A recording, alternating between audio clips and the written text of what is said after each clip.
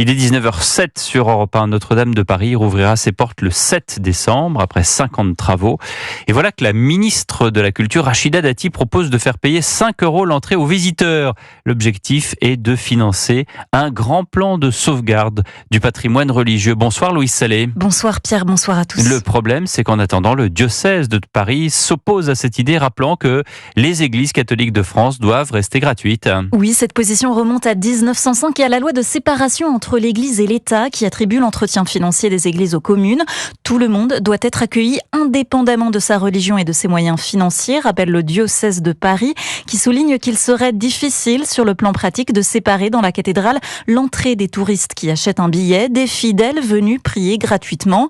Par ailleurs, l'institution n'a pas été consultée par la ministre sur cette idée, révèle Philippe Marseille, évêque auxiliaire de la capitale. Pour nous, c'est une totale nouveauté, inattendue et un peu incompréhensible. On n'en a jamais parlé avec elle. Pour nous, ça n'a jamais été une question, même si ça nous arrangerait, entre guillemets, parce qu'on pourrait refaire des travaux. Nous, on n'en met pas l'argent en premier, on met la relation à Dieu en premier. Faire payer l'entrée de Notre-Dame rapporterait tout de même à 75 millions d'euros par an, à reverser aux petites églises rurales en péril, plaide de son côté le défenseur du patrimoine Stéphane Bern. La loi de 1905 est aussi remise en question dans la mesure où les communes n'ont plus les moyens d'entretenir les églises dont elles ont la charge. Beaucoup de voisins européens font payer l'entrée de leurs édifices religieux, 26 € par exemple pour la Sagrada Familia à Barcelone, 19 € à Londres pour la cathédrale Saint-Paul. Merci Louise Salé.